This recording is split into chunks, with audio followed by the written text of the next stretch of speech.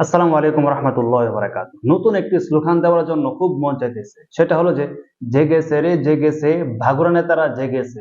যারা ইন্ডিয়ার মধ্যে গিয়েছে, যারা ইন্ডিয়ার মধ্যে পলায়নরত আছে, তারা কিন্তু হঠাৎ করে জেগে গিয়েছে। তাদের কথা ফুটছে এখন। কারণ ওই যে জেনারেল ওয়াকারুজ্জামান সাহেব, তিনি আওয়ামী লীগকে পুনরায় প্রতিষ্ঠিত করবেন বাংলাদেশের সেনাপ্রধান, এই জন্য ওনারা জেগে গিয়েছে। তো বাংলাদেশের একজন পলাতক নেতা, আচ্ছা নেতা বলা ঠিক হবে না, কারণ সে হলো টাকার বিনিময়ে আর কি মানুষের পক্ষপাতিত্ব করে দালালি করে থাকে। টাকার বিনিময়ে সে দলের গান গায়। এখন সেই নিজুম মজুমদার, অনেকে হারপিক-খুর বললে সবাই এক কথায় চিনে, হারপিক-খুর। সে হারপিক-খুর, সে ভারতের মধ্যে বসে বসে এই করবে সেই করবে, এই ছিঁড়ে ফেলবে চুল ছিঁড়ে ফেলবে, এই করবে সে করবে। ও দেশে আসতে পারে না মিয়া, ওই বিদেশ থেকে অনেক কিছু ফালাইয়া দিয়ে মানুষের।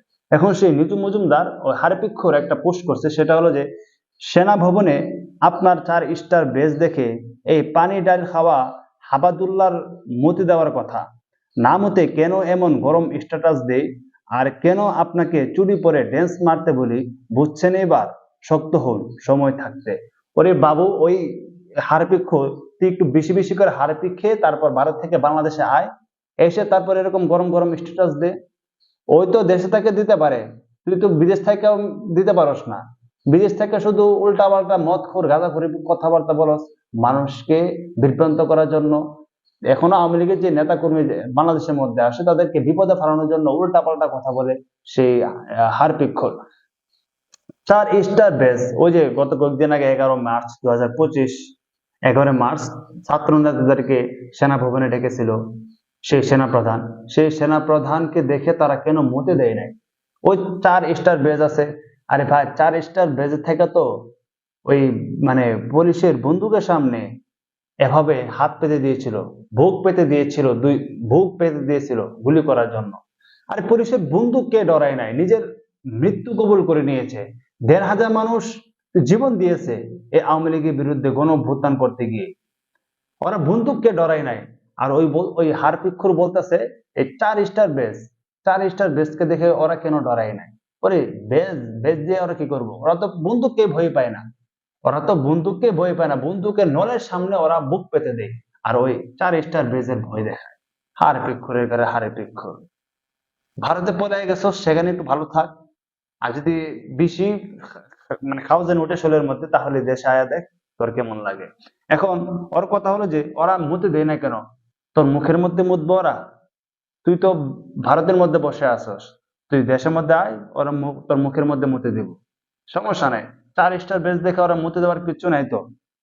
যাই হোক, ওরা আচ্ছা। আর ওই সেনা প্রধান ওর আত্মীয় মানুষ না? ওই শেখ হাসিনা তো আত্মীয়, ফুফাতো বোনের জামাই নাকি। তো সে তো মাঝে মধ্যে পরামর্শ দেয় সেনা প্রধানকে যে হাতের মধ্যে চুরি পরে তারপর ড্যান্স করার জন্য। সে আগেই নাকি সেনা প্রধানকে অনেক বুঝাইছে শুধাইছে, সে বুঝে না। ছাত্র জনতা আসলে কি, সে নাকি সেনা প্রধান বুঝে না। তো এই জন্য সে বলতেছে চুরি পরে ড্যান্স করার জন্য। শক্ত হল, আর হলো সময় থাকতে, সময় সাথে থাকতে শক্ত হল। কিভাবে শক্ত হইব? সে তো এমনি শক্ত আছে। বাংলাদেশের মানুষ তো আগে জানতো জেনারেল ওয়াকারুজ্জামান সাহেব, উনি অত্যন্ত ভালো মানুষ, নম্র একটা ভদ্র মানুষ। তিনি বাংলাদেশের ছাত্র জনতার পক্ষে নিয়েছেন। কিন্তু আজকে তো আমরা সবাই বাংলাদেশের সব মানুষ এখন বুঝে ফেলছে আসলে ওয়াকারুজ্জামান সাহেব তিনি কেমন মানুষ। তিনি আসলে কি জন্য ভদ্র সাজছেন, তিনি আসলে কিভাবে সরলতা তিনি মানুষের সামনে কি জন্য প্রকাশ করছেন, এটা তো এখন বাংলাদেশের মানুষ বুঝছে যে আসলে সমস্যাটা কোন জায়গায়। এখন তো আমরা বুঝতেছি যে তোমাদেরকে পুনর্বাসন করার চেষ্টায় সে এতদিন নিমজ্জিত ছিল, এবং প্রধান উপদেষ্টাকে চাপ দিচ্ছে যে আওয়ামী লীগকে নিষিদ্ধ করা যাবে না, তাদেরকে পুনরায় প্রতিষ্ঠিত করতে হবে। এই জন্য কিছুদিন পর পর গণভবনে গিয়ে সে প্রধান উপদেষ্টার সাথে সাক্ষাৎ করতো। এখন তো আমরা সব বুঝতেছি। আর সে হারপিক-খুরকে আমরা বলতে চাই যে ভারতের মধ্যে বসে না থেকে পারলে, দেশের মধ্যে আইসা দেখা, পারলে দেশের মধ্যে আসা দেখা, দেখি কতটুকু সাহস আছে। ভারতের মধ্যে টিভিতে বৈশা বৈশা তো খুব দালালি করতে পারস, খুব দালালি করতেছস, পারলে দেশের মধ্যে আইসা এরকম দালালি করে দেখা। এখন এখন দেখি কতটুকু সাহস আছে। সাহস তো নাই। সাহস থাকলে তো আর এই দেশ থেকে ভাইগা যেতে হতো না। কারণ হলো সাহস নেই কি জন্য? ওদের মতন দুর্নীতিবাজ, লম্পট, চরিত্রহীন আর কেউ ছিল না। সব থেকে বড় দুর্নীতিবাজ ছিল এই সমস্ত হারপিক-খুরেরা। এই জন্য ওরা ভারতের মধ্যে বসে বসে এই সমস্ত উল্টা পাল্টা পোস্ট দেয়। আরে ভাই, চার চার স্টার বেস, এই 4 স্টার বেস দেখে কি জন্য ডরাইবে, কি জন্য মতে দিবে? ওরা তো বন্দুকের নলের সামনে ওরা বুক পেতে দেয়। ওদেরকে কে দমাবে? কে ভাই বলেন?